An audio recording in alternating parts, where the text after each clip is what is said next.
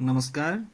आइए आज हम बात करते हैं टेंस चार्ट के बारे में और सीखते हैं कि कैसे टेंस चार्ट के माध्यम से बड़ी आसानी से हम वाक्यों को, सेंटेंसेस को हिंदी टू इंग्लिश और इंग्लिश टू हिंदी में ट्रांसलेट कर सकते हैं।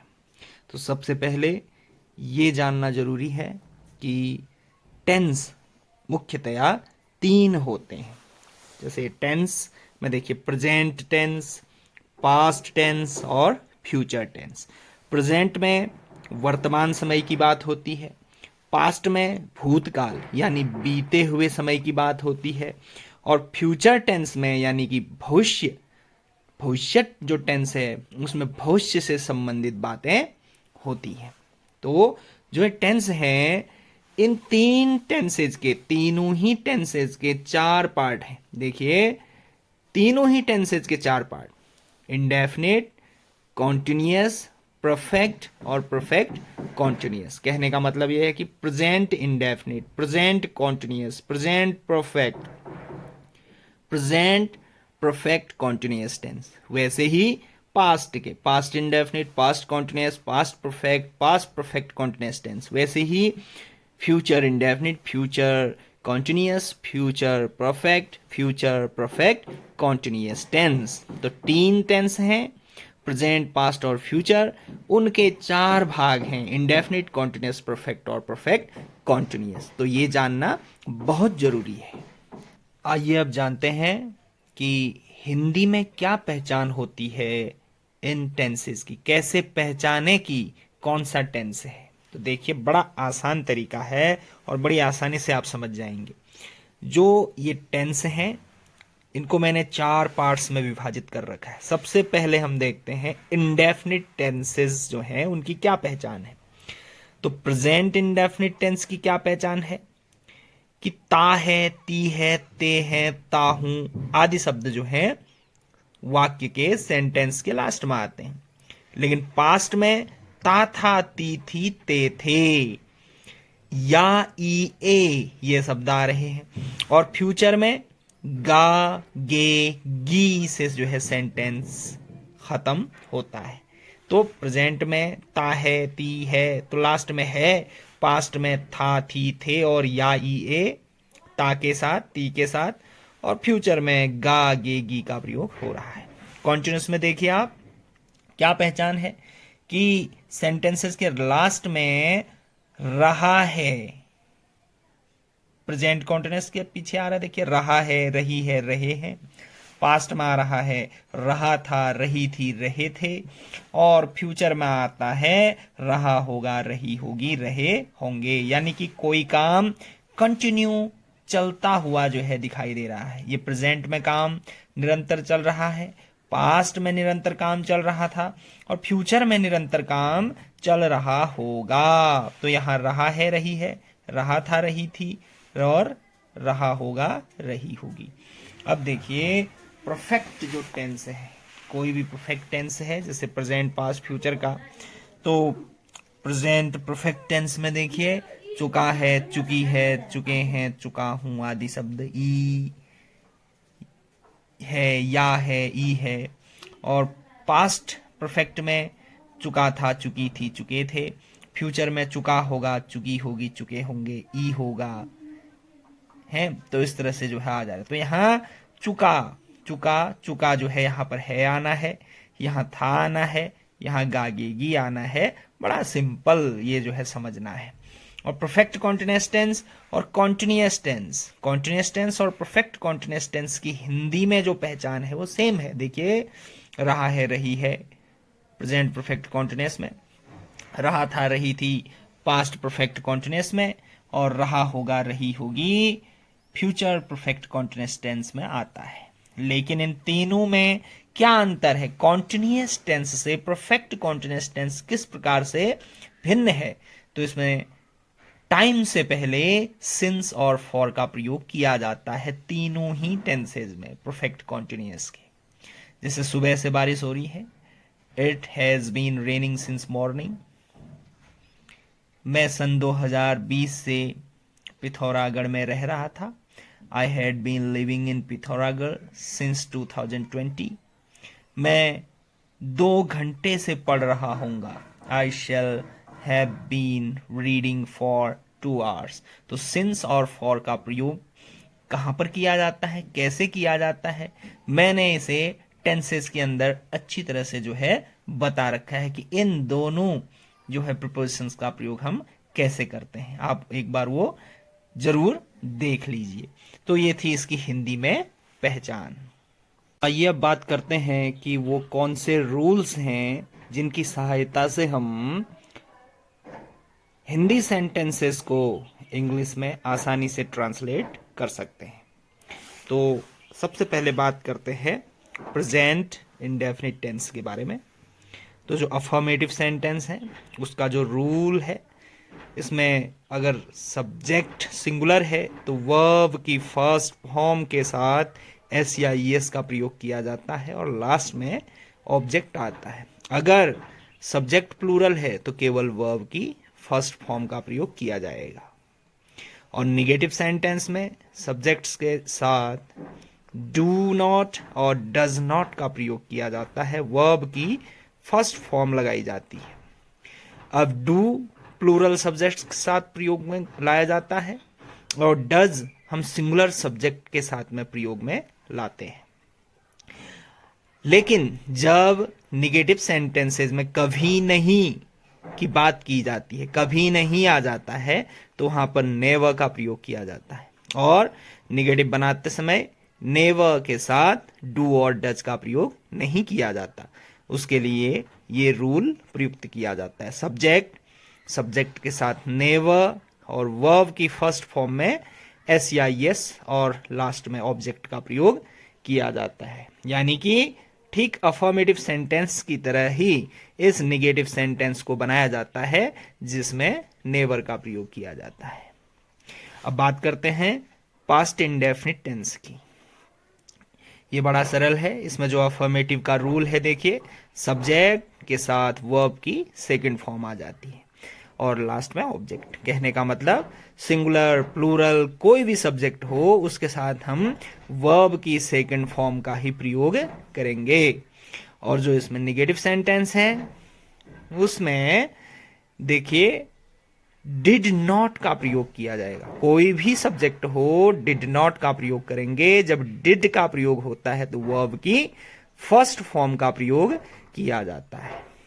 और यहां पर भी अगर नेवर सेंटेंस में आ जाता है तो हम उसे अफर्मेटिव सेंटेंस की तरह बना देंगे।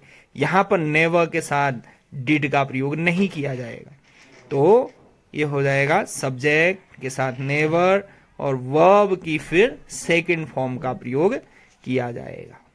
तो ये बड़ा आसान है। और अगर आप सीखना चाहते हैं सेंटेंस कैसे बनाए जाते हैं तो मैंने टेंसेस के ऊपर सारी की सारी वीडियोस मैं बना चुका हूं, जिसमें सारे टेंस को मैंने एक एक करके जो है बता रखा है कि किस प्रकार से अफर्मेटिव सेंटेंस बनाए जाते हैं, किस प्रकार से निगेटिव सेंटेंस बनाए जाते हैं और किस प्रकार से इंटेरोगेटिव निगेटिव सेंटेंस बनाए जाते हैं। आप मेरी वीडियोस देख सकते हैं इंग्लिश होराइजन चैनल पे जाकर के, उसे सब्सक्राइब करके। और जो फ्यूचर इंडेफिनिट टेंस है उसकी जो पहचान है, जो रूल है, पहचान तो मैं आपको पहले बता चुका हूं हिंदी में। तो यहां पर जो रूल है, सब्जेक्ट के साथ विल या शैल का प्रयोग किया जाता है और निगेटिव का यहां पर अलग से रूल नहीं बनेगा, क्योंकि विल और शैल के साथ अगर नॉट जोड़ देता हूं सीधे निगेटिव हो जाता है, नॉट हटा देंगे तो अफर्मेटिव हो जाएगा। तो और यहां पर वर्ब की फर्स्ट फॉर्म का प्रयोग किया जाता है। अब बात यह आती है कि हम शैल का प्रयोग कहां करेंगे और विल का प्रयोग कहां करेंगे। तो आई और वी दो ऐसे सब्जेक्ट्स हैं जिनके साथ हम शैल का प्रयोग करते हैं। बाकी सभी सब्जेक्ट्स के साथ, चाहे सिंगुलर हो या प्लूरल हो, सबके साथ विल का प्रयोग किया जाता है। तो ये बड़ा आसान है। अब हम कॉन्टिन्यूअस टेंसेस के बारे में बात कर लेते हैं। सबसे पहले प्रेजेंट कॉन्टिन्यूअस के बारे में।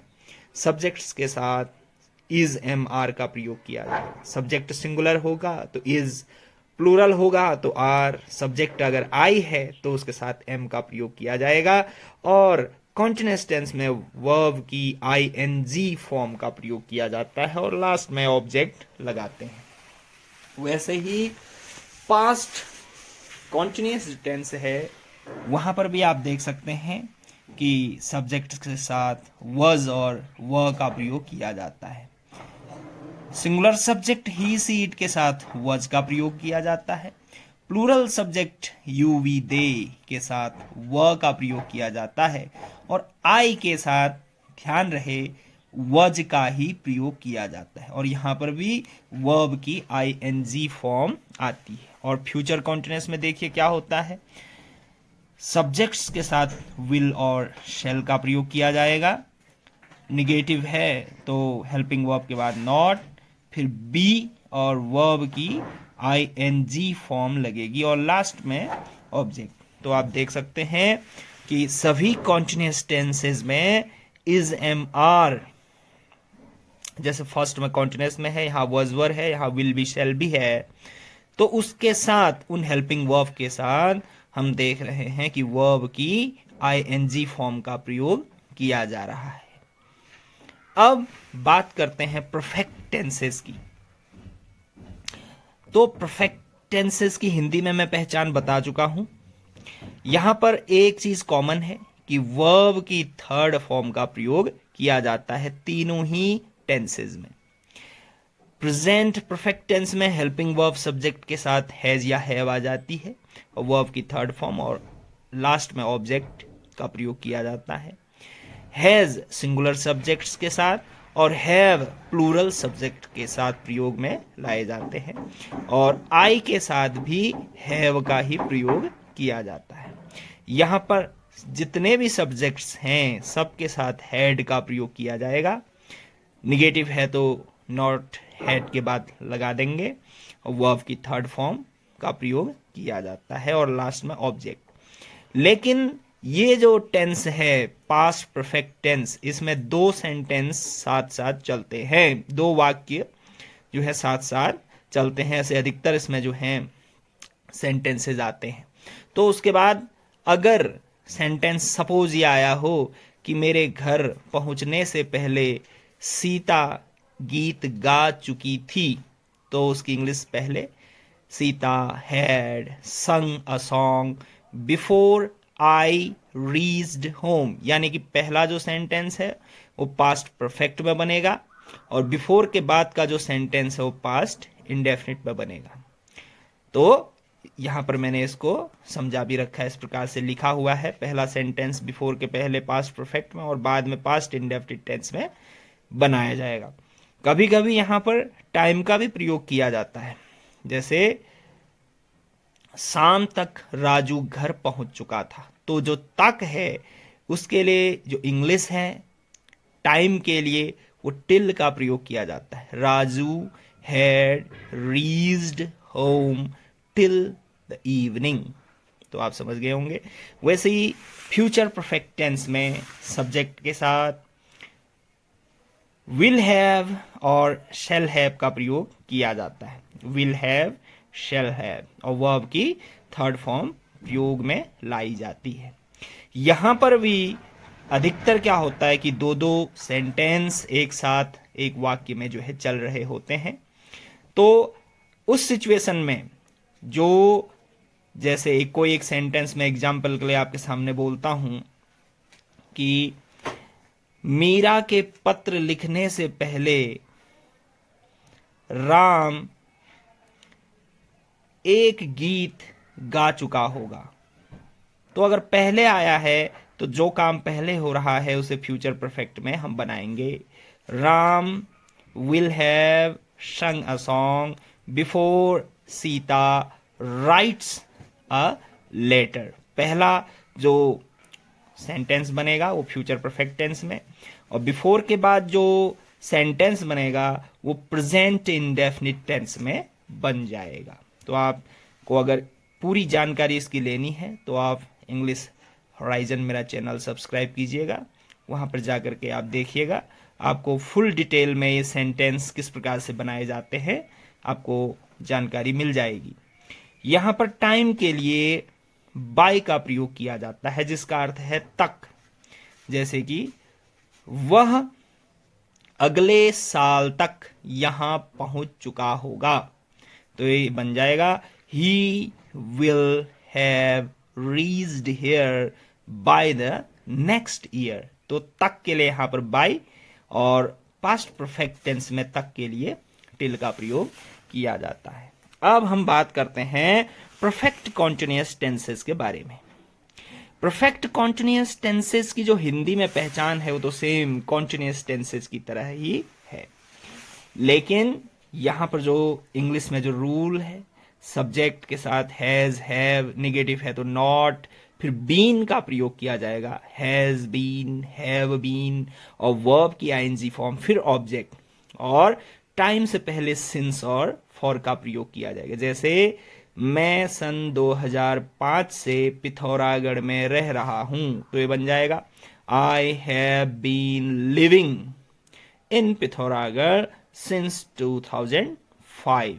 तो सिंस और फॉर का प्रयोग कहां पर होता है, ये मैंने पिछले टेंसेज में, जो मैंने टेंस की मेरी जो सीरीज है वीडियोस की, उसमें मैंने बता रखा है। आप वहां पर जाकर के सिंस और फॉर का प्रयोग भी जान सकते हैं।